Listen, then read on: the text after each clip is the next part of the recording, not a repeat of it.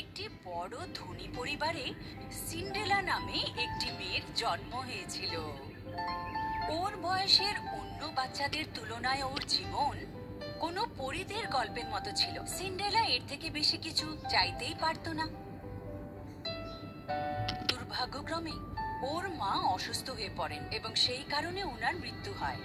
Cinderella যাতে একা না থাকে তাই জন্য ওর বাবা ভিভিয়ান নামে একজন মহিলাকে বিয়ে করার সিদ্ধান্ত নেন।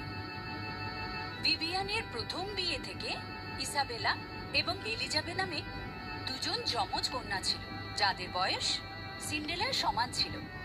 সিন্ড্রেলার বাবা নিজের দ্বিতীয় পত্নী এবং কন্যাদের ঘরে নিয়ে আসেন, যাতে সিন্ড্রেলা নিজের মাকে হারানোর দুঃখ আর একাকিত্ব ভুলে যেতে পারে। সিন্ড্রেলার বাবা ওকে নতুন মায়ের কাছে রেখে কাজের উদ্দেশ্যে দূরে যাওয়ার কথা ভাবেন, কিন্তু কিছু মাস চলে যাওয়ার পরও ওনার কোনো খবর আসে না। ভিভিয়ান আর তার দুই মেয়ে পিতার সমস্ত সম্পত্তি উপভোগ করতে করতে আরামের জীবন কাটাতে লাগলো। সৎ মা আর বোনেরা সিন্ড্রেলাকে বাড়ির কাজের লোক বানিয়ে দিল। এরকম দুর্ভাগ্যজনক পরিস্থিতিতেও সিন্ড্রেলা কোনো অভিযোগ করলো না আর সবার ইচ্ছা অনুযায়ী ও সব কাজ করে যেতে থাকলো।